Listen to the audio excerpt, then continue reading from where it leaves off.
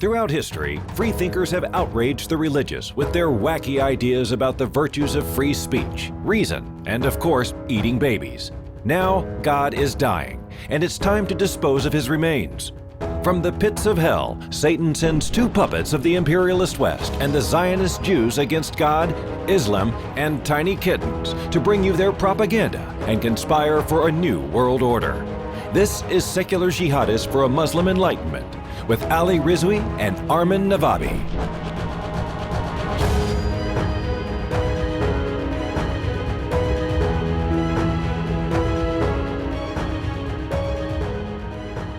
Welcome, everybody, to another episode of Secular Jihadists for a Muslim Enlightenment. My name is Ali Rizvi, and with me, we have actually two co-hosts today, which I'm very, very excited about. I'm not going to say. Armin Navabi, how are you? Good. Susanna's back with us this time. Hey, Hey. and Susanna's actually brought back this time our guest, Abdullah Gondal, who was here last time for that brilliant episode you guys heard. And we're going to be continuing that now. He specifically requested her because Susanna actually has a I didn't lot know of that. You have a lot of insight into the issues that we're going to be talking about today. So I think that it's going to be really interesting, and I'm excited about it. So this is part 2 of a series that we did, kind of looking at Independent, though. You don't need to see part 1 to understand this. Yeah, you don't have to. I mean, these are all sort of independent topic as well. But if you're interested, you should definitely check out the last episode as well. We are looking at the descriptions of Muhammad, the Prophet of Islam, the descriptions in Islamic scripture, like the Quran, in the Hadith, and also in the Sirah, in his biographies. And we're looking at that and matching it up with what we know about psychology, neurology, which is the way that human behavior is shaped today. So doing a little bit of retrospective analysis. And Armin, you have a disclaimer to make. Last time I kept on saying, well, we don't know this happened, we don't know that happened. I kept on saying allegedly until Ali started making fun of me and saying like everything is like yes, everything is allegedly. So I'm just gonna just suspend disbelief today. I'm just gonna disclaimer is like I don't think any of this has happened. I don't think we have any evidence for any of these stories. I think most of this is fiction, if not all of it. I think all of it. But we're going to treat it like we could psychologically analyze Voldemort and see if we can do that with Harry Potter and Voldemort or Thor. And with the understanding of fiction is written by people who, reflects the writer. If it doesn't reflect the character, it could reflect the real people behind these stories, right? So we're gonna treat these fictions. I'm gonna treat them as if they're real, and so not gonna say allegedly. Well, we don't know if this has happened or not throughout the episode. So I'm just gonna, and I know some people probably got annoyed with me constantly questioning whether these things happen or not in that previous episode. So in this episode, we're gonna treat the stories as if they're real. All right. Armin is just always looking for an opportunity to talk about how he doesn't think that what we know about the Prophet Muhammad is real. He thinks that there was an Arabic warlord who claimed to be a prophet, and that's pretty much the only thing we know. Right. He likes to talk about it a lot. So which kind of, so to contextualize what Armin is saying and give some heft to it, I should mention really, really quickly that the first biography of Muhammad was published. That surviving biography was written down almost 200 years after his death. That's sort of like reading the first biography of Napoleon Bonaparte today, right? The first the collections of hadith, right, were also collected around 200 years after his death. So this is the basis of what Armin's saying. So it does have some legitimacy. But today what we're going to do is we're going to actually really dive into it. Last time, Abdullah, welcome to the show again. Thank you. It's good to have you back. Thanks again for having me. It's been a pleasure. Last time we talked about his childhood a little bit and, modern neurology and aspects of how that apply to Muhammad. But today I wanted to focus on a more chronological narrative style thing instead of cherry picking parts from his life. So I want to talk about, when he was born, how he was born, but we're going to touch upon when he was young, we don't really know much about this guy apart from, what he personally chose to tell people when he was older, that, oh, this happened to me or that happened to me, or some of his cousins that have narrated tidbits of his childhood. But what we do find about his life is, that he went through a lot of trauma. He saw a lot of hardship. And one thing we know today, that a lot of the cult leaders or people that suffer from psychological or psychotic disorders have these issues or these psychological traumas in childhood. In fact, I was able to find something related that epilepsy patients, especially temporal epileptics, have a 40% more likeliness to have had a childhood trauma, either it be childhood neglect or childhood abuse, physical or emotional. And why is this important? Because Muhammad was away from his mother for about first 4 to 6 years of his life. And during that, he had about allegedly two episodes or seizure-like events where he was alleged to be possessed by a demon. Yeah. And then his parents died, both of them. And we'll get back more to that. So yeah, let's go with so we'll talk about that in a bit, and I think this is great. But let's start with a little bit of chronology for people who don't know. So Muhammad was born after his father's death. Like his father died before he was born, and then after he was born, at a very young age, and pretty much infancy, he had a wet nurse. So, right.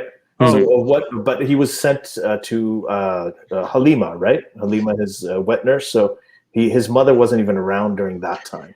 Exactly. So what we see is like he's born and he's a few months old, and this there's in some of the narrations it's mentioned that in Mecca during the time when he was born was the year of the elephant, where the army with the elephant came, and also during that time Mecca was facing a plague or a famine or some sort of a disease, and this kind of corresponds with the Justinian plague that had happened around the area in 545, and so these women come from Banu Sa'd, it's a tribe, and about like 10 women or something, and they all try to take an orphan with them, not an orphan, sorry, a child with them to breastfeed.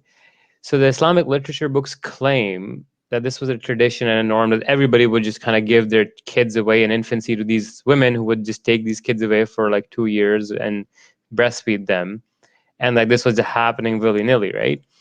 But what's funny is, when you look at Muhammad's own life, did Muhammad give any of his own children away like this to any wet nurse? No. Did Muhammad's grandparents or did Ali's children, were they given away to wet nurses? So when you actually do a survey of all the people we know around Muhammad in the books, none of them seem to have given their children away to any wet nurse.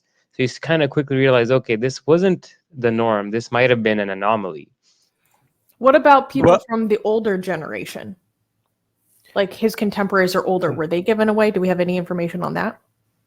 Exactly. Yeah. So we don't really have a lot of information on this. And in fact, his contemporaries, like his uncles and stuff that grew up with him or his cousins, most of them were in fact not given away to anybody. So but I'm going to comment on this, but I do want to go back to the birth itself at some point. What we were told in school by our teachers is that everybody did this, and maybe if I wanted to put my Muslim hat on, maybe the explanation for why after nobody after did this is because Muhammad completely revolutionized how everything works. Maybe it was common, maybe it was a norm when Muhammad was born. I mean, the entire economy of Mecca, the Quraysh, everything was revolutionized when Muhammad came to power. So maybe I don't know, maybe it wasn't economically. One reason they put the kids away was for economic reasons. Maybe the Arabs were richer now because of. Well, that's why I asked about the previous generation. So another interesting point is that firstly, Muhammad didn't come to any political significant power till when he was still 50, right? So that'd be 620 AD. But even between 570 to 620, we don't see a lot of contemporaries of Muhammad being given away to these wet nurses. Now, what's interesting is financial bit.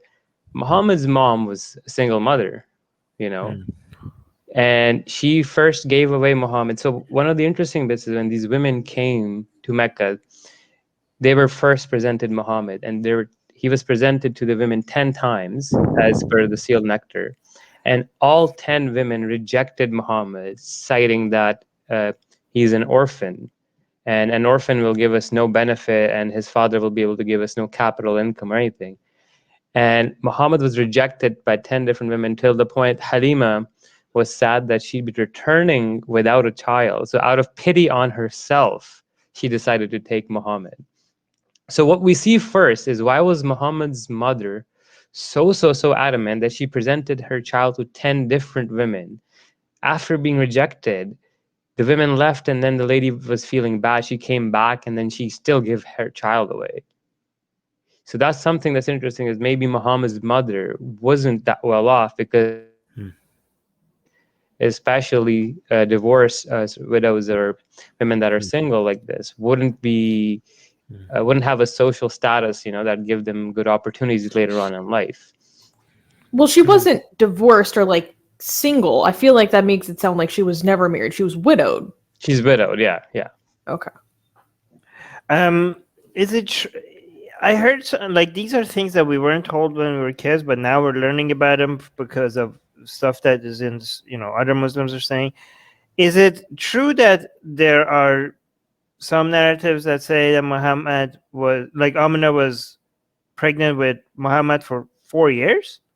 No, so there's an anomaly in one of the narrations where it's mentioned that Hamza, the uncle of Muhammad, or a cousin, something like that, he was 4 years or something older or younger than Muhammad.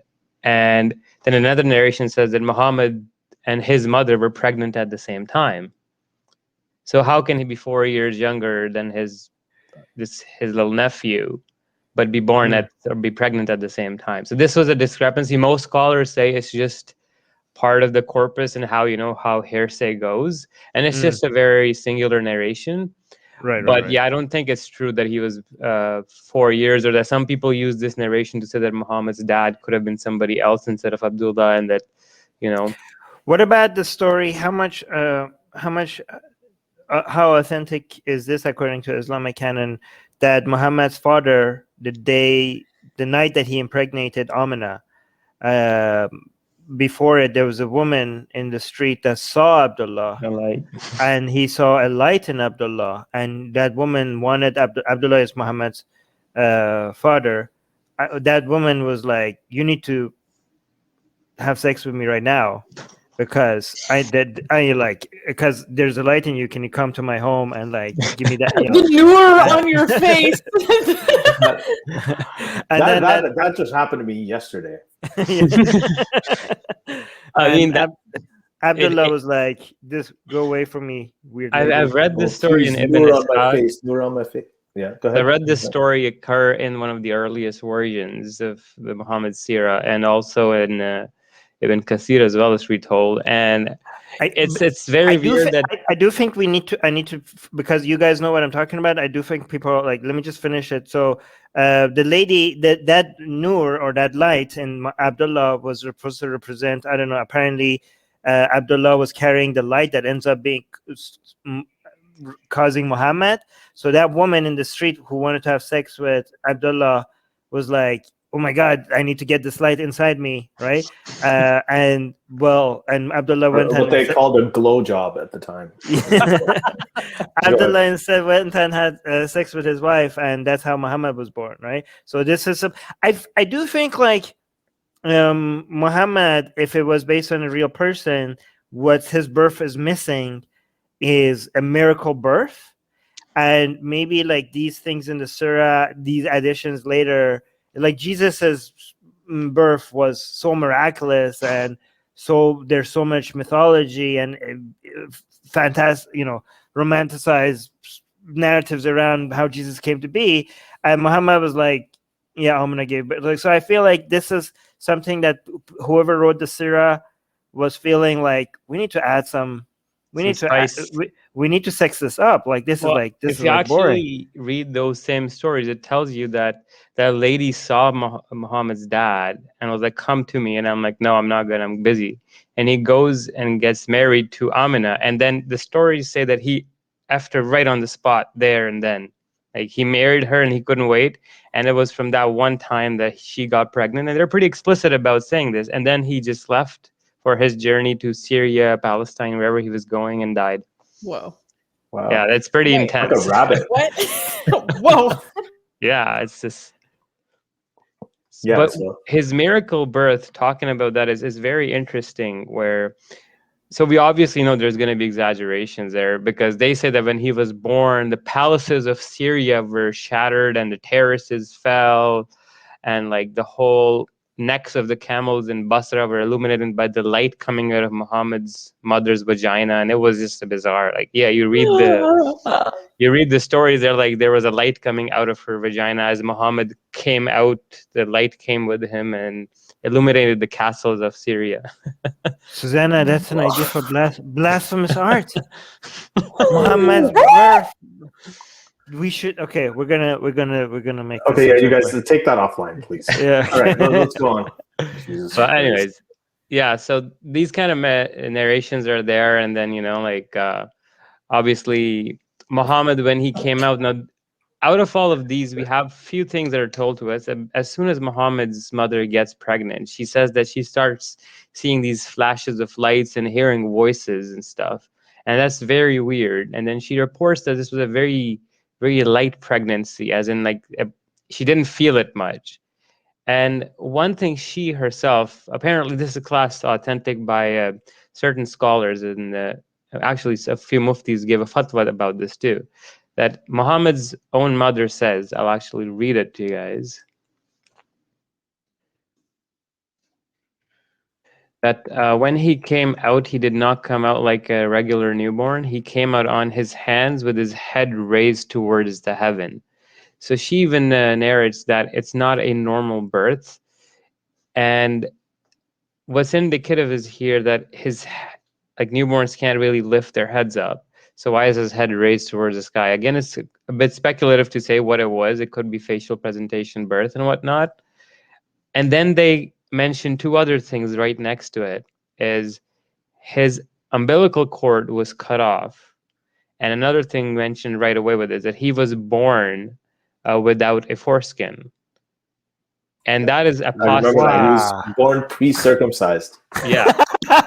Now, people do have like their suspicions. Like some people say it's not authentic, but Ibn Kathir Sira states, and many actually found a whole paper about this, where That's right. they say that yes, many scholars in fact do hold that Muhammad was born circumcised and with his umbilical cord severed. Mhm. Okay, so this is so in Islamic, what they call scholarship. Do they say who was the witness for this? Amina, or was there other people? Well, there was like a couple of ladies with her helping her. Okay, so here's some holes in the narrative, because if this was something that people were talking about, then the idea of Muhammad being a prophet wouldn't be a shock. Do you know what I mean? You guys. Sorry, I can't. This is a very serious topic, I know. But okay, anyway, go on. Okay, that's okay. It's okay. No, you guys, yeah, I know you guys are. So, like, anyways, this exact point of like Muhammad being born without foreskin was brought up by later scholars. No. Wait. I want to go back to this point. Okay, so here's the thing: when Muhammad announced his prophethood, here's the thing: Muhammad knew these stories. Like he must have heard of them, right?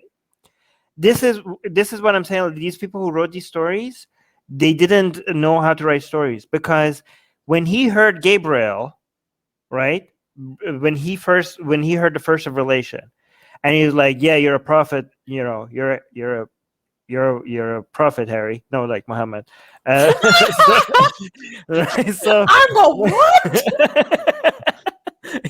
when Gabriel came with the revelation and everything, he was like, "I'm going crazy," and he tried to commit suicide, right? Mhm. But given all these stories in his childhood, right? Given that his mother, like, yeah, I was lights shooting out of my vagina, and given Guys, please be serious. you were burned, circumcised. given that we had angel when you were a kid, there were angels that come and cut open your chest and cleanse your chest and all of that. Muhammad should have been like, oh yeah, I was expecting this to happen, right? Like, this doesn't fit the narrative. Like, why was Muhammad so shocked that an angel, like, oh my God, I'm going crazy. Why am I a prophet? Like, why am I hearing voices? Shouldn't have given all this background. Not only he should have been like, where were you? Like, what took you so long? Yeah, Until I'm 40. Yeah, go on. This is the thing that goes to your whole allegation, Armin, that all of this is really mythology, is because it's the same. Like, these things just don't make sense. Like the whole idea that, Muhammad, I mean, with Shias, like, we're told that when Ali Akbar, his grandson, was born and he knew he was going to be sacrificed in Karbala, right? Then he just saw him the day he was born, and then Muhammad started crying. He's like, he will eventually die in war. It's like, well, they knew all of this. Like, 40 years later, he's absolutely shocked that, okay, why is Gabriel coming to me? And then when he thought he was crazy. Why am I hearing voices? Like, is this like really crazier than all the stories that you heard about your childhood? Like Muhammad as a child was told, you were born without a foreskin, and your chest was cut open by two angels and washed in snow. And now you're like, am I crazy for hearing voices? Like, am I crazy for hearing voices? Like, is this really crazier than everything else that has happened to you before? This makes no sense anyways. But yeah, let's go on. All right, where were you? Foreskin. We were at the foreskin. Okay, yeah. So the foreskin thing is so. I'm it's hearing called echo. apostia. Yeah, me too. I heard it. Can you still hear? No, it's good. All right. So the apostia point is that apostia is a recessive genetic trait that normally only manifests in inbreeding. So this is actually studied. You can find articles about it. Again, do not show any of those articles on screen due to obviously the sensitivity of the topic that, we're talking about genitals and defects and those. But they do mention that this has actually been studied, and it's because of endogamy. So if you have cousin marriages, it's actually most of the cases, in fact, almost all of the cases occur due to cousin marriages. So those people that propagated this idea that Muhammad was born without a foreskin at first could be trying to make him seem more pure from a Jewish or Judaic perspective. But then some later scholars, like a few 4 or 5 centuries later, actually caught on, and they've written in their books that this is actually not a good sign, but in fact is a defective sign.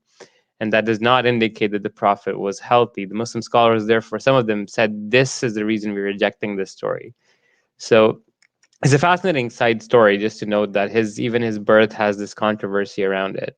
Wait, you're telling me that people actually can be born without a foreskin? Yeah, it's a medical condition. Yeah, and it's not a phimosis? Or is that no, phimosis is when your foreskin is too tight. Yeah. So but maybe like people misinterpreted it. No, it's called complete preputial agenesis. So that's basically, you just don't have it. It never forms embryologically. But there are other sort of associated congenital anomalies that happen with it. It doesn't always happen in isolation. But yeah, it can happen. Fascinating. And here, I'll just read out to you what it says on PubMed. Apostia is a very rare congenital abnormality in which the prepuce is missing. And yeah, that's about it. That should be clear enough. It's very interesting though. They did genetic studies for it now in a few countries, and they found the genes responsible, and they kept finding one common correlation was cousin marriages. And so that was an interesting thing, that if that is the case, that adds to maybe why Muhammad, if this apostia thing is true, that might be indicating that, okay, there was, because his mother and his father were actually cousins, but second cousins, I believe, because they're grandfathers or brothers or something like that. So they were still just for a little detail, it's not everything that is hereditary that you inherit is also congenital. Congenital can be something that's de novo, that happens for the first time because of mutation, whatever. So you have lack of a foreskin that happens that way as well. But then you have a hereditary condition, which is apostia. So this is something that it can run in families as a recessive trait, potentially a recessive trait or a defect. I mean, who knows? But anyway, so let's move past the foreskin. And so he had this birth that was very interesting and unusual. Actually, let's not move past the foreskin. I don't know. I don't know if you guys know about the fact that Heracles, Emperor Heracles of Byzantine, right? Mm-hmm. He had a vision about this army of the circumcised people. Have you guys heard about the army of the circumcised people? Okay, so the IDF. Okay, sorry. No. So wait, let me actually look this up. Yeah, it was Heracles. Yes, it was Heracles that he was like also like astrologist or whatever. He was like supposed to know his stuff. He was well learned and all that crap. And he basically looked at the stars and he saw that his armies will be defeated by the armies of the circumcised people. Oh. And he thought, well, this is about the Jewish people. We're talking Jewish people, right? No, so it's like, yeah. So Heraclius basically mentioned that based on different versions of the story, based on the Islamic version, there's Latin versions of the story, and then there's Arabic versions of the story. The Arabic version of the story, Heraclius basically goes and find, I can't say it here, finds the Jews and basically stops them from living. I'm not going to say the word because I don't know if YouTube's going to get like bothered. But then he meets Abu Sufyan and he's like, hey, wait, you guys are not Jewish and you guys are circumcised as well. And he realized like, wait, these people are going to defeat me. And he's like, he talks to Abu Sufyan. I don't know what Abu Sufyan was doing in Rome at that time, probably trading or something. And Abu Sufyan talks to him about Muhammad, and he starts questioning about this Muhammad. And he's like, "Oh my God, I killed the wrong people. These are the people." Like at that time, the Arabs, it was these people who are going to come and defeat the Byzantine Empire. Right. Anyways. That's fascinating on its own. But yeah, so really, let's go on to the so he had an interesting birth. There's all these weird things about his birth, but later on, I think so. What's interesting to me, Gondal, is that this is we've talked about this before, is that there are two things that stand out to me. First of all, he was exposed to a tremendous amount of death right in his childhood. So his father died before he was born. It's fine. He's born fatherless, and then he sent off. His own mother sends him away to a wet nurse. He's raised by her in his younger years. And then he comes back to his mom.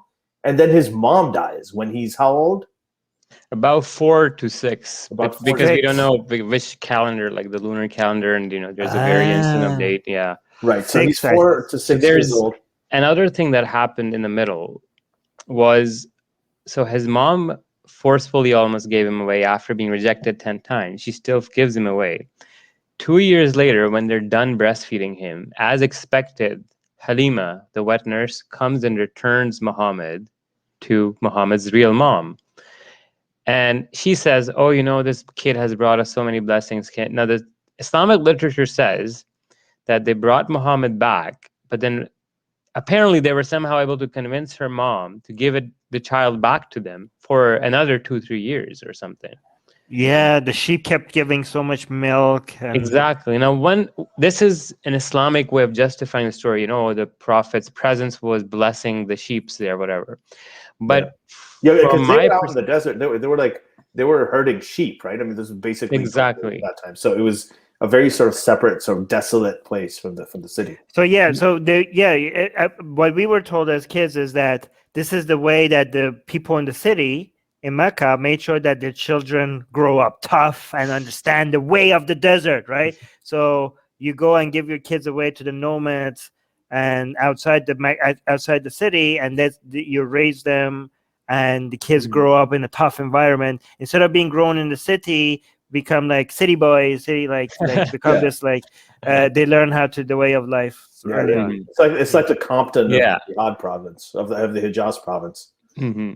So That's one reason that the Islamic Sorry. books give. But after the 2 years, then the mom suddenly gives Muhammad away again. Another reason that could be, again, she wasn't doing that well financially because she was still a single parent. Or Maybe she just didn't like him. I mean, yeah, or maybe she was just a giving bad the kid mother, which is away, but weird. That you just that's keep not a good forcefully, mom. just keep giving your little infant away who you've barely Right. spent any time with. Why And what's can you blame her? He shut like lights out of her vagina. She was freaked out. Wait. Hold on. Okay. Now, Listen, She guys, was wait. freaked out. Okay, wait, hold on. It's not just that. Like the whole point of this isn't that, we can't speculate why his mom kicked on. Maybe she wasn't financially well off. True. She's like, I can't take care of this kid. I want the best of him. I'll send him to places where he's cared for, nurtured, and everything. But from the kid's perspective, exactly. it's your mom giving you away over and over and over again. That's what it is from the kid's perspective. Now, when he was there, away from his mother, the incident of his chest splitting happened, right?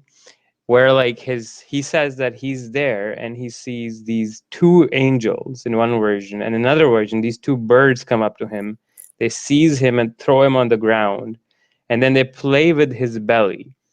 Now, why is this very significant? They cut open his belly. Yeah, they cut open his belly up to his I heard head. the story, but the way you describe it was completely different from what I've heard of the story many times It was before. almost hot. Yeah. Hey, Ali, stop. Oh my God. So what ends up No, happening that's not a is good joke. those angels come, they play with Muhammad's thing, they wash his heart, and then they put, in some versions, they weigh Muhammad against a bunch of people on a scale, and Muhammad looks up, sees 1,000 people covering the sky. Then they sew Muhammad's chest back up and fly away. One significant detail that stands out is something called epigastric risings, the fluttering in the stomach. This aura is so phenomenal and so common in temporal epileptic patients that Dr. Dede Kurkut, in his book Life Alert, explains this briefly. And he brings case studies of actual patients experiencing the exact same type of epigastric rising before their own seizures. So here he's writing, in this regard, we can look at the first apparent epileptic seizure that Muhammad suffered. His mother Amina had given him into the care of a nurse. When he was about 4 years old, he fell suddenly down in a field, shouting that two men were splitting open his belly and stirring it up. What we see here is an obvious complex partial seizure episode with a combined visual hallucination and a visceral abdominal sensation of pain. He goes on to describe that why this happens and stuff, but he also brings out actual case studies of people who've experienced the same thing. And he says on page 36, so he doesn't name the patients due to confidentiality and stuff, and even in the studies they appear with changed names. He said that Mr. B had seizures with a feeling of flushing in his epigastric region. His head turned to the right side. Walking alone, he suddenly felt God's reality. He had series of visions where a book appeared before him. Later in hospital, he made an attempt at suicide. He completely believed in the validity of everything he had seen. He considered he was God's chosen instrument. That's fascinating. oh my God. Wow. Yeah. Another one, now this one's about a child about Muhammad's age. Mr. C had seizures from the age of 4, the same age as Muhammad. The aura consisted of a flutter in his stomach. He was in an airplane. He was flying over France. He felt the power of God was on him, and he saw angels with their harps. His EEG showed a spike focus in the right temporal lobe. Wow. There's so many other ones that he goes where this one person, later she heard the sound of a church bell, and then she heard a voice, "Thy Father has made thee whole, go in peace." And then she admitted to hearing the voice again and again. But anyways, these were just a few That where they sounds like Jean actually... of Arc. Jean of Arc heard the God speaking to her in bell. bells church are a very bells. common aura. Yeah, okay. But just a couple of cases where you can bring out that children at Muhammad's age. There's another one where I read from that. This was a journal I found from 1920 from Harvey Cushing, who was a very famous neurosurgeon. And he records that he had a patient who was about the same age, 4 years old, and he would have a person dressed in white, literally, come to him and help him tie his shoelaces. So this is something so interesting. We see like again and again that people like this, they have the same seizures, even despite being centuries apart. Their experiences are quite similar because, again, at the end of the day, the organ and the pathways are similar, the discharges are similar. And a lot of the time, this contextualized by the culture they're in. So if you're a Christian, you see Saint Mary and all those people. And if you're Arab, you'll hear the jinns or whatever background you come from. It's because your brain is trying to create its own story to make it make sense. Exactly. So, can I provide an alternative narrative here? Have you guys seen The Life of Pi? I've read the book. The book too, yeah. Okay, so I don't know if this is accurate or not because, by the way, spoiler alert.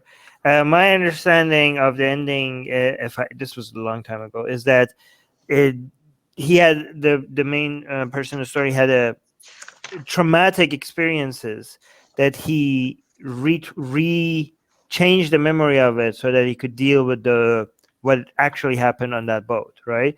He basically came up with a myth, a story that so that his brain could deal with it, because what actually happened was so devastating and so taboo and so disgusting that's how he managed to live with that by retelling the story, coming up with a myth about what actually happened. He almost completely disassociated with that what actually happened. All right. One of the narrations, just on a side note, mentions that Muhammad has an outer body experience where he's standing and seeing himself with the angels doing this surgery on him, which is an interesting detail mentioned. What if I was writing like fan fiction or an alternative narrative, I would say like, what if he was like molested or was like attacked by two men and basically sexually harassed, and this is what his brain came up with to fill in the gap because it was too traumatic. Well, the thing is, if that's true, then what his brain came up with is strikingly similar to what we now know of temporal lobe epilepsy, which is associated with thinking that you are a prophet and having all of these sort of religious delusions of grandeur. So, I mean, but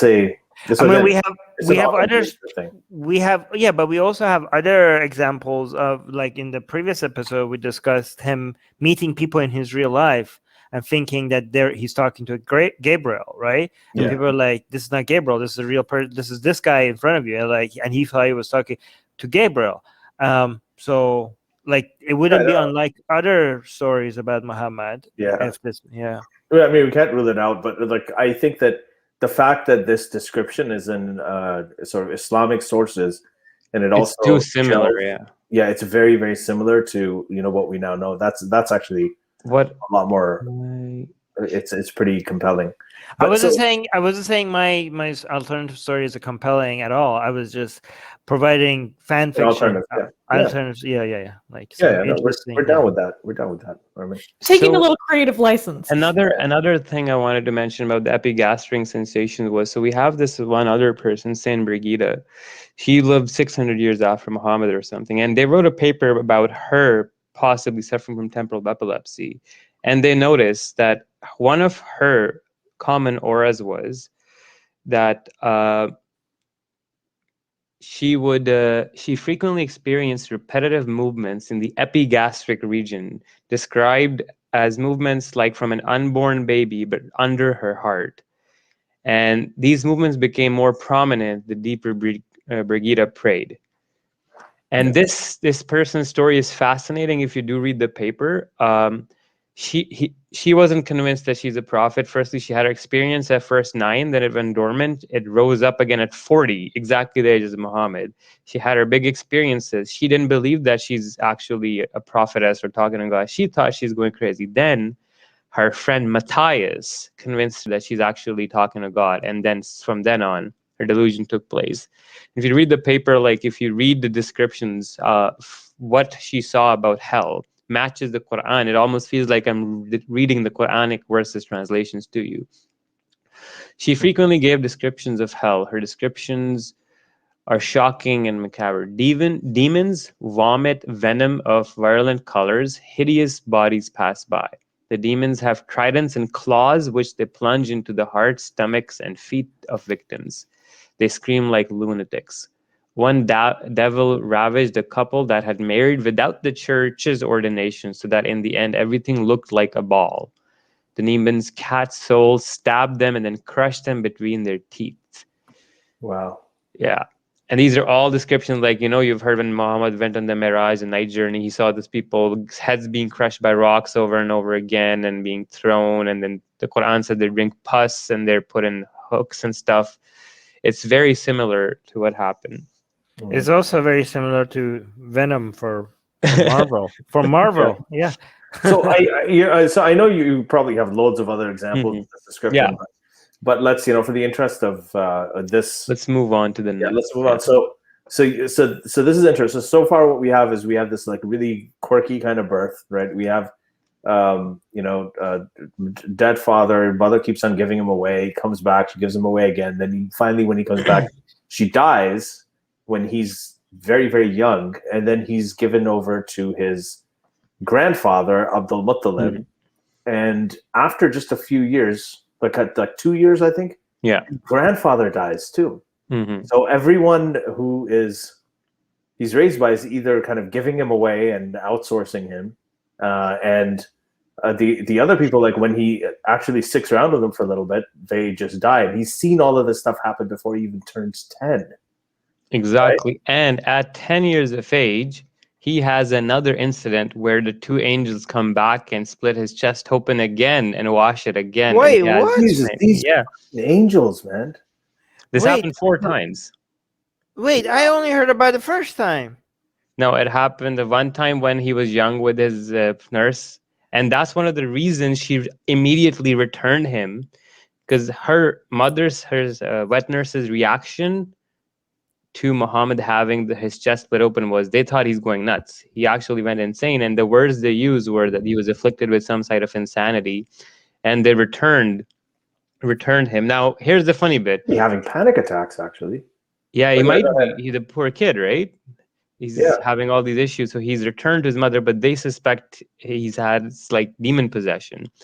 When they're telling this to his mom is not surprised. And the wording in the book says she didn't appear shocked.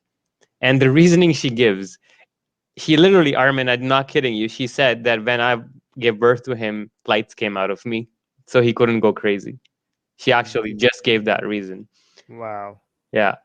Take this were the lights like flashing? Demon baby away from me. It was a rave. Wait, I have a question. We could hang Amina on top of a club or something.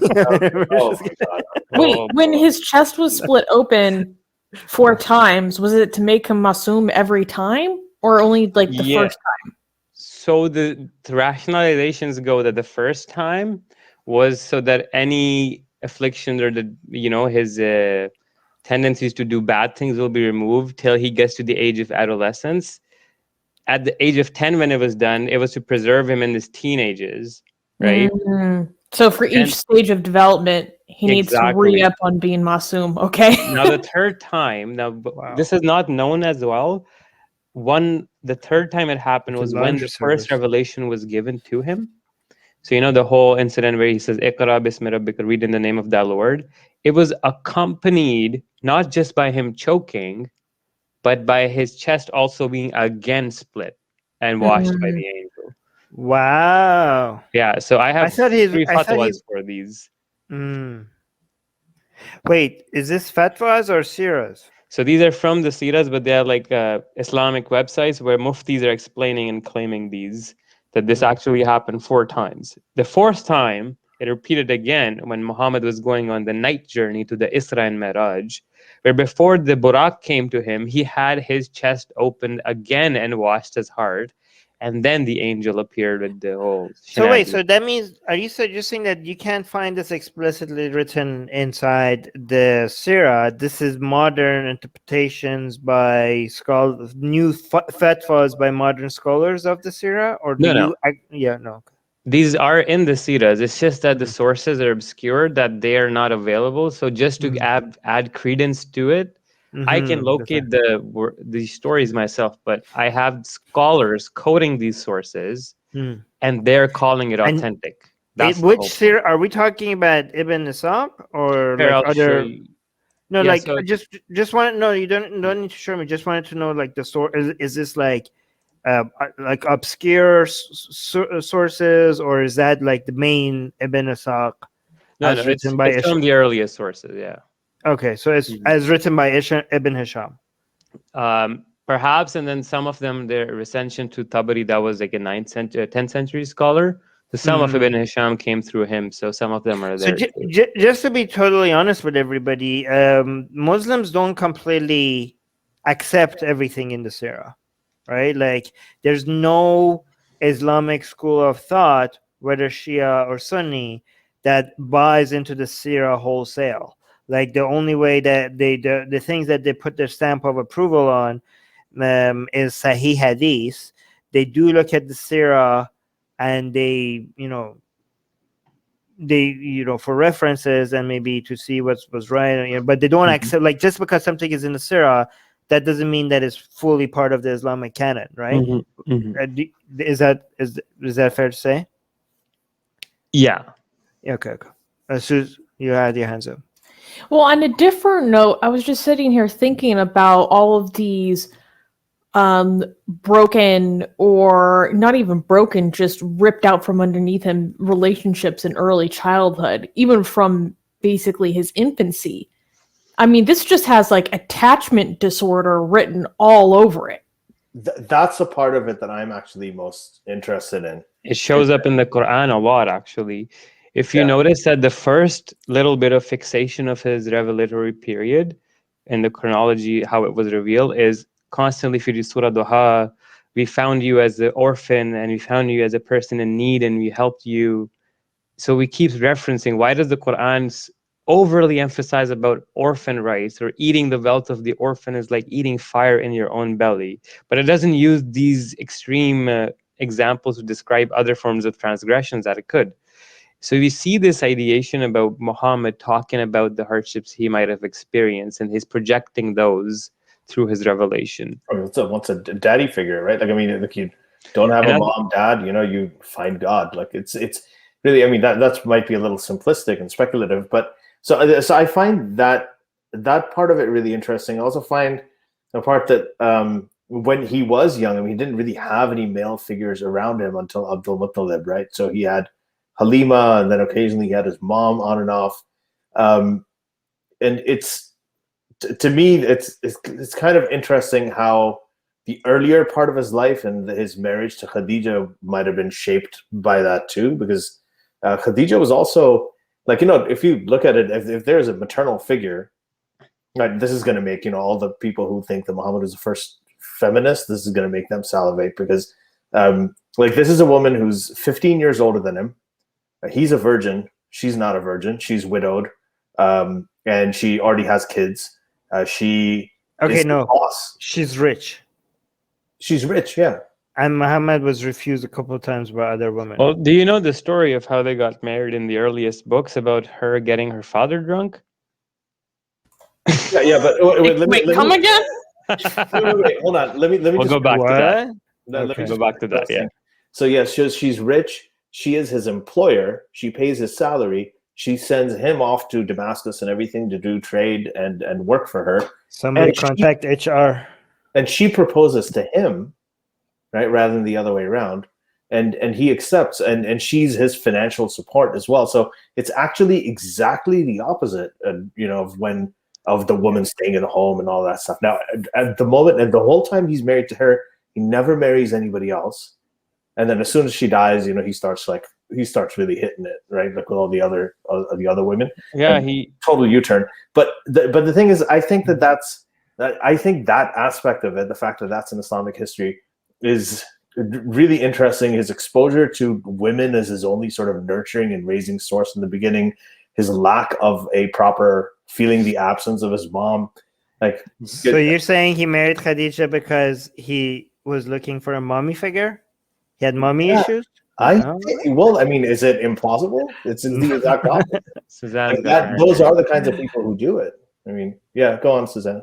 Well, I don't know how familiar you guys are with Bowlby's like attachment theory, but I have the whole book on it. Fantastic. 3 marriages. So obviously there's like many different types of attachment style in early childhood. I'm just going to venture a guess that he would be a very disorganized attachment style, which is characterized in adulthood with a lot of interpersonal problems, right? And one of which is like characterized by low trust in self, low trust in others, kind of an inability to formulate secure attachments in adulthood, and also possibly a lot of anxiety around separation. And there's another psychologist, I can't remember his name off the top of my head, but talks about how, especially in developmental psychology, one of humankind's like ultimate trials is, or what characterizes our lives, is our ability to become securely attached to something. And ultimately, whatever we are attached to, we will lose that, we will be separated from it. So then we're characterized by how we deal with that separation. Is a kind of a disorganized attachment style characterized in our understanding of Muhammad's adult life and his interpersonal relationships and how he trusts others or created relationships within others? I would say that's a very good point that you raised, like his adulthood. So we constantly told that he didn't have a lot of friends. He was actually very lonely, especially proceeding up to his revelation, a few years, up to a few months perhaps. He was literally, the book, The Sealed Nectar, literally says in some other books, he loved nothing more than being alone, and he would just stay in the cave for a month at a time. He would come once a week or once a month, take some dates, some water, and just disappear for a whole month. And he'd hang out with poor people. In the hadiths, you notice that he's always hanging out with poor people, whatnot. And he has this weird sort of personality that he shows. We'll get to that more later on. And hey, I have a question, actually. I remember when I was like a loner during my teenage years, and everybody thought I was weird some way. I justified that by thinking, like, because people thought there was something wrong with me, I kind of justified it by thinking, you know what, there's something wrong with all of them, right? Is that a common reaction to people feeling like you're a weirdo, by you responding to that by thinking that everybody, there's something wrong with the whole world and there's nothing wrong with me? Like, maybe that's another way to, maybe Muhammad thought, like, I need to fix everything, the whole world is corrupted or something like that. Is that common? Yeah, that, in fact, like that obsession, so when you see religious conversion in people suffering from certain disorders like temporal epilepsy or schizophrenia, they actually get very, very ultra attached to their delusions. And if you try to convince them that, oh, maybe you are actually seeing the angels, you're enabling their delusion to take on another level. You're basically making it pathological. That's right. That's actually why for schizophrenia, psychotherapy is contraindicated, or at least certain types of it. Like the conventional psychotherapy is contraindicated. You do not do talk therapy with schizophrenics because it just bolsters their delusions. It makes them, the paranoid ones become even more paranoid. They become even more convinced of their delusions. Exactly. And that's what we see in Muhammad's own initial phase too, is he first didn't believe it, but once you convince them, then they can't shake it off. Like even in the book, this book, he brings cases upon cases of people who would see this grand vision and then be confused because they have, the post-ictal confusion, like what the hell just happened. And then VVS Ramachandran explains in his clips that over time, their left hemisphere starts to confabulate, like, okay, I have to make sense of this. So the only way it makes sense that I saw a figure is actually me being visited by a being from another dimension, right? Or being divine or an angel, So But when you convince them, they are so obsessed that you will offer them anything they just would not let go, and they become very scrupulous in nature, and they become a sticky personality. Well, okay, you go ahead. No, I mean, it's difficult, especially when other people are validating it around you, either through ignorance or for whatever reason, because it's decimating that individual's ability to reality test. Now, Because when we have delusions or when I have anxiety, my brain is telling me things about myself or about other people, I have to ask other people, how much is what I'm feeling actually validated in reality? And people usually come back to me and say, no, it's not really reflected in, what's real. And so that's one of the ways that, and through CBT, I've been taught to reality test. But if other people are just ripping that ability out from underneath you, you're going to think that what you're thinking is real and validated. The point we see where this switch happens is beautifully preserved in the Sira literature in a few different occasions, right? So initially, obviously, when Muhammad's seizure frequency increased near his initial revelation, Muhammad says he's hearing voices and he's scared, and his wife knows about it, and she knows this is going on for a while, and she notices this. So when Muhammad has gone to the cave all by himself, she on her own accord, out of her own care or fear for her husband's well-being, would go to these people and tell them that, hey, Muhammad's been having this, who she would, out of her own sincerity, suspect that these are the most knowledgeable people to consult. So she'll go to these shaman-like people and ask them, do you think he's crazy or do you think he's going insane? And one of those people was her cousin, Varaka, who was an old blind guy who was translating, in some narration says, the Bible into Hebrew and Arabic, living in Mecca, right?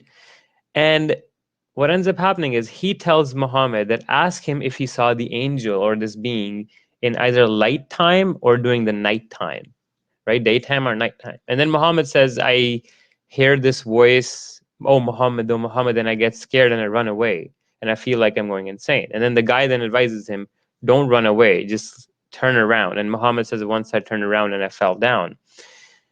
Now, he then says to Muhammad's wife how to tell the spirit or the vision coming to Muhammad is not a genie. Turn around to see the angel. Yeah, well, what's the voice calling you? Okay, yeah. So he never turned back, like the voice. He never turned back to look who's calling him. Yeah, he would. And the one time that he turned around to look at it, he just collapsed. Yeah, like when he looked at the angel. Okay.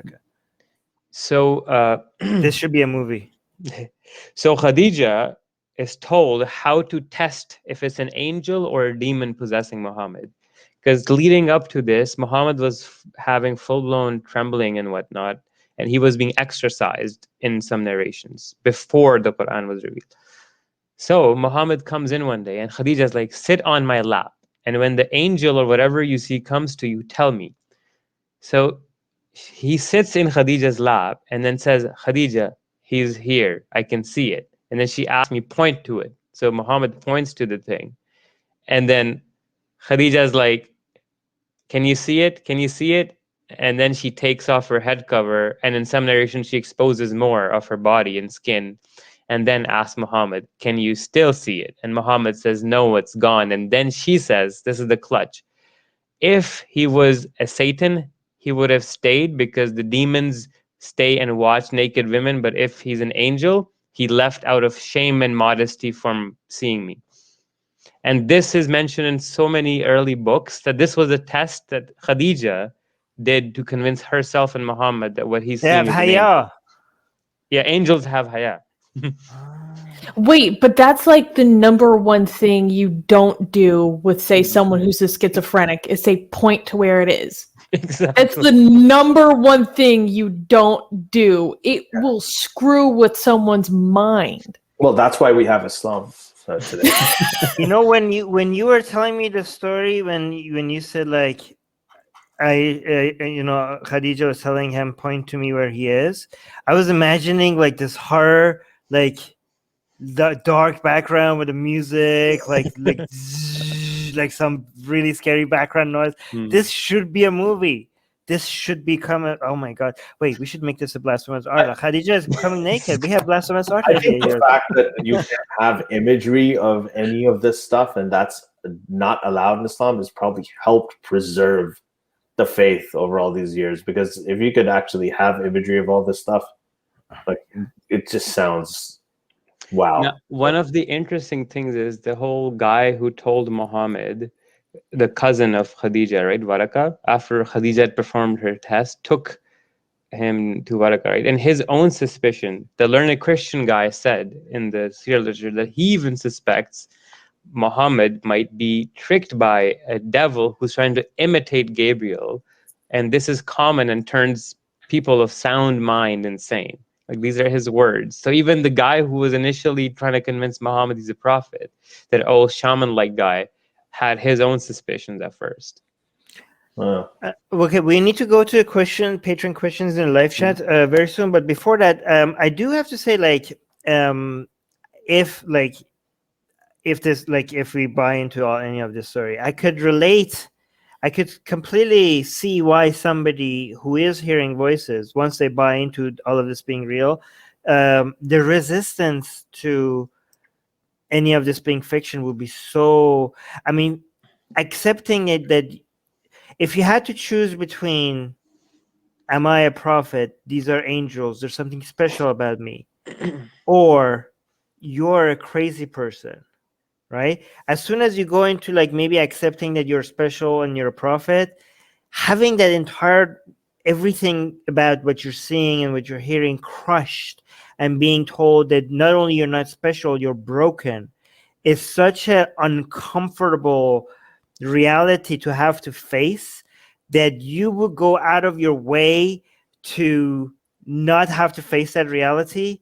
You might go as far as invading all of Arabia. Right?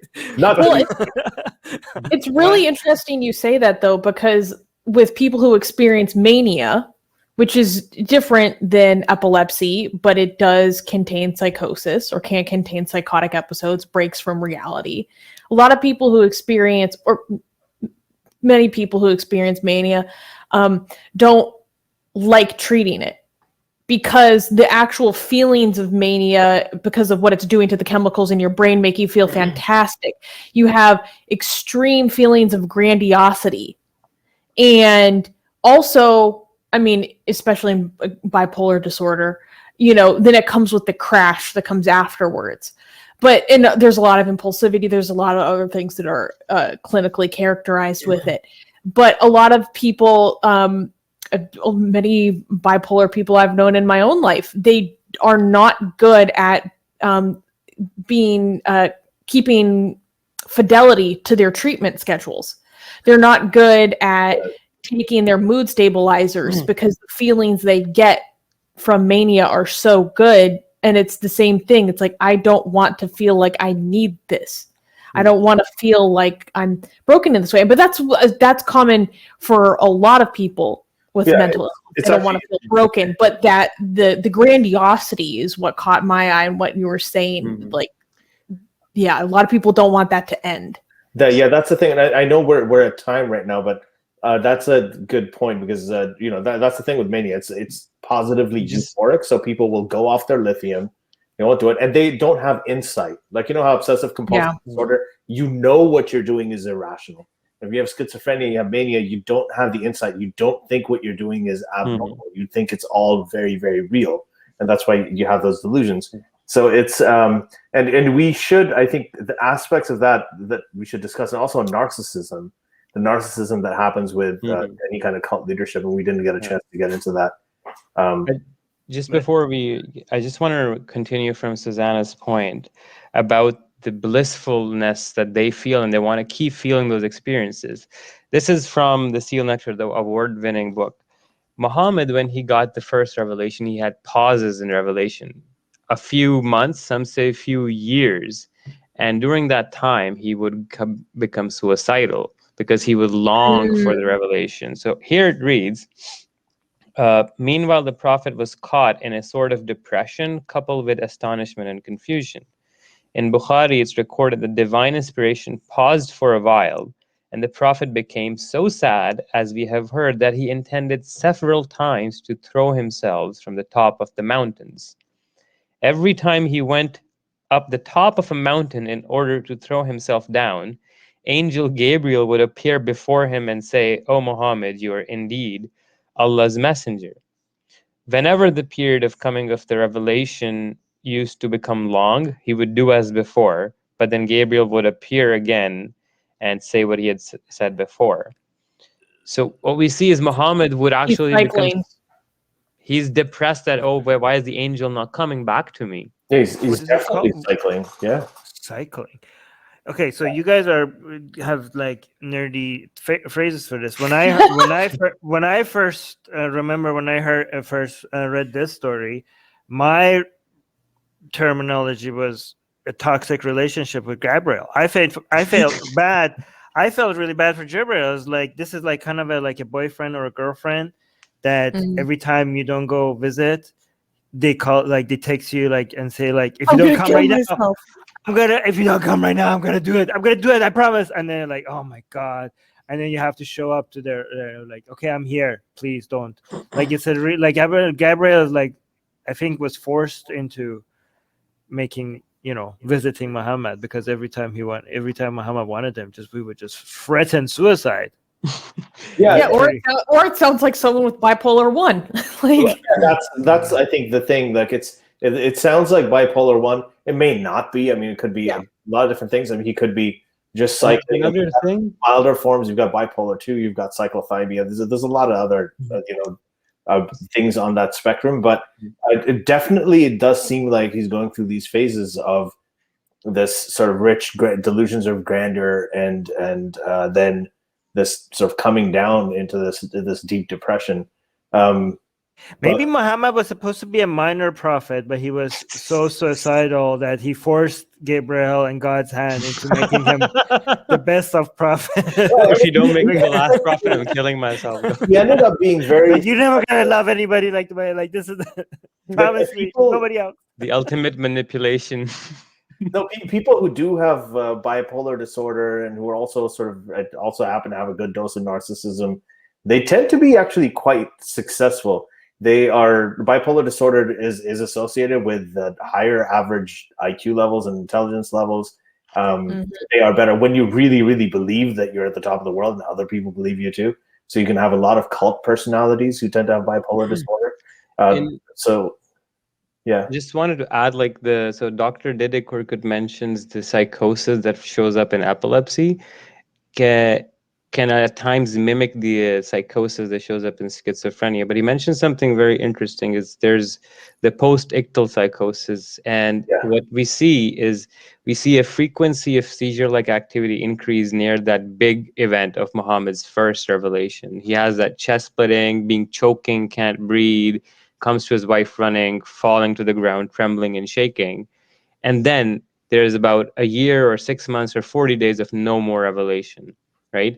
And then we see him suffering from insomnia, psychotic straight-up breaks where he's running up mountains trying to kill himself, and he's hearing angelic voices, but they're not the full revelation. He's still seeing and hearing things, but he's not having full-blown seizures, right? So that's something that is a plausible explanation that might have happened to him. But then Dr. Dede says that after his seizures, there was a 3-year gap. His seizures then started taking off, and then the hadith say the revelation came more profusely. So he says after that, you see, his psychosis even gets worse, where he keeps to the point where this guy actually became totally engulfed and obsessed with his own delusion at a point. And he says that the psychosis turns from post-ictal to then inter-ictal psychosis. And at a point, the psychosis is so persistent that the distinction between inter and post-ictal becomes just for clinical classifications for the doctors.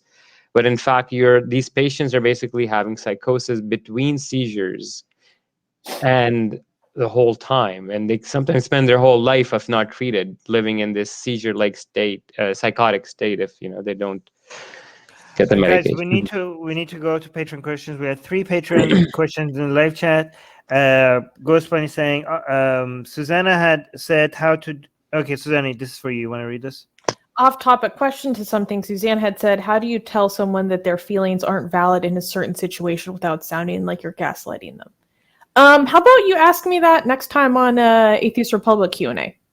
Yeah. It's not directly Also disclaimer, and none of us are, mental health experts, and you should go seek professional help. That's the main number one advice is seek professional help. Yes. Okay, Bobo is saying, did Muhammad's uncle mistreat him in childhood because the Quran is super mean to him, right? And we don't have any. Ooh, That's Oh, wow. actually a very good point. Because once you think about it, Muhammad's uncle, there's a whole chapter dedicated upon cursing Muhammad's uncle. And that specific uncle, he knew him the whole time growing up. And then also in the biographies we read, Which uncle? Abu Lahab. Abu Lahab, yes, because I Yeah, thought the you were, true I was Rasul. like Abu Talib was pretty good. I'm like, like, not Allah Abu Talib. Abu Talib is so sweet. And Not the then- least daddy. He's that Abu Lahab is not like a full uncle either. He's like a half uncle. What about Yeah. Abu Jahl? What was he? Abu Jahl, that's the guy. Yeah, sorry. Yeah. And that too. Then another thing we notice is in this Sira, we're told that Muhammad was kept closer and he was very clingy to his uncle, the one that was taking care of him, Ali's dad, right? Yeah. Abu Talib. Muhammad Yeah. was apparently super close. And then the wordings go to this extreme that the guy would love Muhammad more than his own kids. And Muhammad would get this preferential treatment. And Muhammad would sit with him on the camel and all his own kids will be just running around. Muhammad was this like favorite child of his uncle. But could that be a possible retelling of the story from Muhammad's lens, trying to project his own lack of attention and neglect? That could be a possibility. All right, so this question, I think we need to adjust this question. Goswami is saying, with the realization that Muhammad may have been dealing with mental illness, is this helping many people leave Islam? And why are others still hanging on to the religion? Okay, Goswami, I don't think, this is why I had the disclaimer at the beginning. I think realization is a very strong word here, okay? This is all speculation. I said, we don't know. I personally don't think any of this even happened. I don't think it reflects many other people here, but I think realization is a strong word. Okay, but anyways, how do we answer this? Well, can I say something on this? I think that when it comes to mental illnesses, the fact that we know a lot more about mental illness now, right, is helping people understand some of these cult-like figures, helping people see through them. It's like magic, right? When you had magicians in the past, you've seen what magicians can do right now. You've seen like a David Blaine special, and you know exactly how easy it is for someone who doesn't understand that this stuff is just illusion, right? How easy it is for somebody like that to be completely taken with somebody like that and think that they're a prophet, right? That can happen easily back in the 7th century if someone was able to do those things. Now we have a realization. We know that this stuff is these mental illnesses are real. We know delusions are real. We know delusions of grandeur are real. We know that it's really hard to tell them apart. The very definition of a delusion, right? And this is really important. The definition of a delusion is a fixed false belief. And then it says it's part of the definition that cannot be explained by, religious or cultural widespread beliefs. So that does not belong in that category. So they actually have to mention that to differentiate a delusion from religious belief. They have to put it in the definition of the word. So that is a realization that people do have. And I don't think they fully connected it to Muhammad, but one of the reasons that religion is kind of dying out, the faster than ever, is probably because people have these realizations. I don't think it contributes a lot to people leaving a religion. I think there are other factors. But go on. Yeah, there are definitely. But also, there are a lot of Mania. people that don't even know the details that Gondal has mentioned, in nearly as much detail as he does. Well, nobody does. Yeah, right? So a lot of people just don't know that. And also, even if they did, you could put your own spin on it to rationalize it or make it fit within your religious framework. Or, a lot of people haven't looked into it. And even if you did know those details, according to canon, you might not also have the in-depth knowledge of neuroscience and psychology and abnormal psychology to know, that there's a lot of crossover here, I mean, we have modern cult leaders we have direct recorded evidence of them actually being con artists, and people still follow them in masses. So what do you think is going to be the effect of trying to show some guy that we don't even know existed or not 1400 years ago, if like trying to convince people today that this guy had mental health issues, and that be the reason why they leave that giant cult? I don't think. I mean, this is all interesting, but I don't think this is the main way. I'll take that back, because a lot of Muslims are a lot of people are in general are interested in conspiracies. So maybe if you actually tell them, hey, there's no evidence for your religion, they will be like, not listen to you.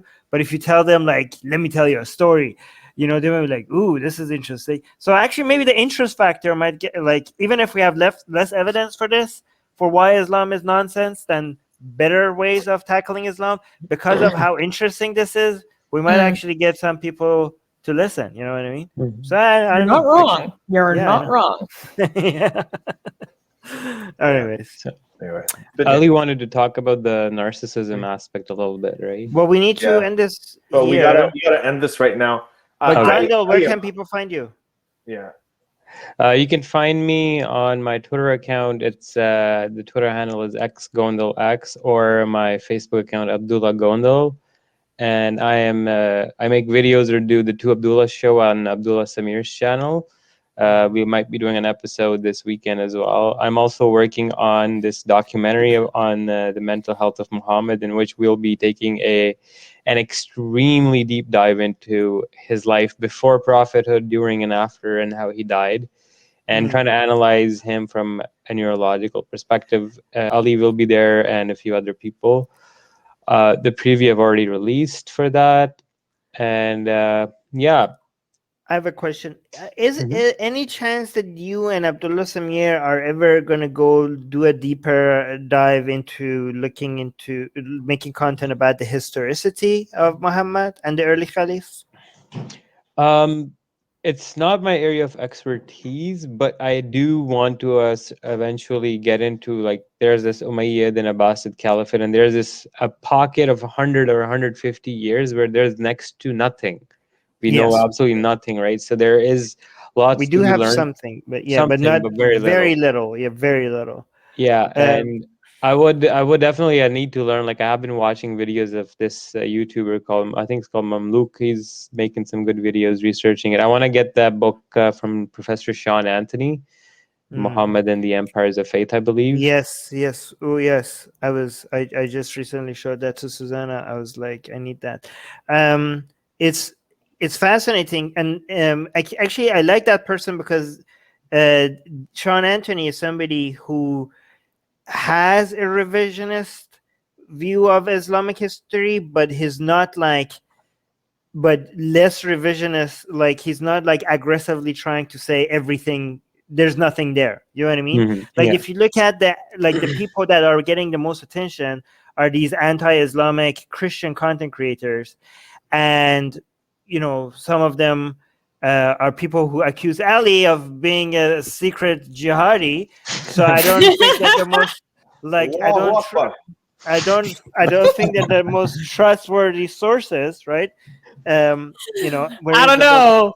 Yeah, but I'm sensing a little hidden Shia agenda from this one over here. No, I don't know. But Sean Anthony is not only like somebody who is looking at it honestly, and he's like doesn't have an anti-Islam agenda. Like, he's like a genuine scholar that is just looking at everything objectively.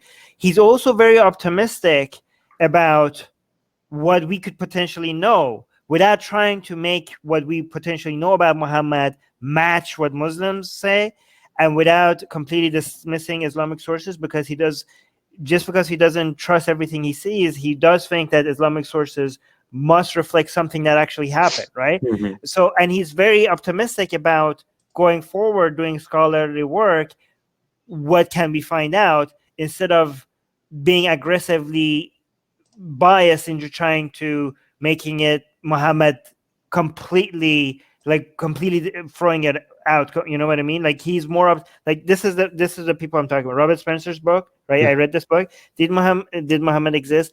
Like I like it because I like it because it's the only book right now that it summarizes everything, but it's very, very biased, and you could just see that there's an agenda here. Like the way that some things are highlighted and other things are not highlighted. It's not. I mean, it refers to scholarly work, but it's selective, and it's put its own spin on it because of it has a conclusion that it's trying to get to. But Sean Anthony is the scholar that I was looking for a long time, because this is a person without any agenda other than trying to figure out the truth. Susanna. Oh, I was just thinking, I know we ran out of time for today, but I would love to do an episode that's just looking at Muhammad as an authoritarian cult leader, because I'm pretty knowledgeable about cult structure. Yeah. And like when I start, because I learned about that before ever really learning about Islam, the depth that I am now familiar with it. And then I started to learn about Islam, especially like Salafism fits all the criteria of a destructive cult. Like, so if you take Islam in its entirety very seriously and literally, like it is precisely a very destructive cult format. And so that'd be really fun to talk about. Yeah. So I think that with Gondal, I'm going to have to force you to come back here. Yes, to discuss that, because I wanted to get into that. That's what we were saying about the malignant narcissism. Yeah. There might be no compulsion in Islam, but yeah, just secular jihadists. You could do like a few episodes on just his life and the actions, like what he did. For example, the way he would treat, so him marrying his adopted son's wife, right? There's an literal identical case in our modern times by Wayne Bent, who started an apocalyptic cult called the End of Times Church something. It's a documentary on YouTube. That guy said that he was one day sitting and he fell to the ground, fainted, and then God told him to go consummate with his actual son's wife, not his adopted son's wife. So he got up smiling from there and then told to the lady, and he actually ended up consummating with his daughter-in-law, exactly like Muhammad. It's identical almost, yeah. And yeah, that same story, guy, actually, that story has theological consequences beyond most Muslims and ex-Muslims realize. Like the whole, it's not just adoption taboo. That story about Muhammad marrying Zainab, his adopted son's wife, it's more about emphasizing how Muhammad is the seal of the prophet. I don't know if most people recognize the connection between Muhammad being the end of prophets. And but also, doesn't it normalize cousin marriage? No, it's not about any of that. A lot of people think because a lot of people think that Muhammad being embarrassed about that story is because of his lust for Zainab. It's not about that. It's about him rejecting God. The reason why Muhammad was embarrassed was because he rejected what God wanted for him, right? The reason why that story is very significant is to say Muhammad had no son, because Islam is a traditionally Jewish religion, and the whole idea of prophethood comes from heredity. And this was supposed to be the whole thing that they were trying to make sure that this story was supposed to signify that Zayd was not Muhammad's son, because these are people who were trying to avoid something like Shiaism happening, right? Because eventually it didn't go through, like they were trying to cut Zayd out from his heredity, but the Shias redid that by making it go through Fatima instead. Yeah. That's right? The heredity continued through Muhammad, through Fatima, and then the Imams. This was supposed to be something to stop it at Muhammad. Right, the seal of but that's actually really interesting, because all of his other sons died in infancy, right? Actually, one of them is said to have lived, one of them was old enough to ride horses, one of them. Yeah. And it was his death right before the beginning of prophethood too. That could have been an extra traumatic event that would have triggered the onset of all this. Yeah, so that's fascinating. Okay, anyway, guys, we got to wrap it up here, and then God will give you back. There's some interesting episodes coming up. We're gonna have Mariam Namazi here. Mariam Namazi is gonna be here on If you're Eastern time, it's actually going to be pretty early, 8:30 a.m. on Friday, March 26th.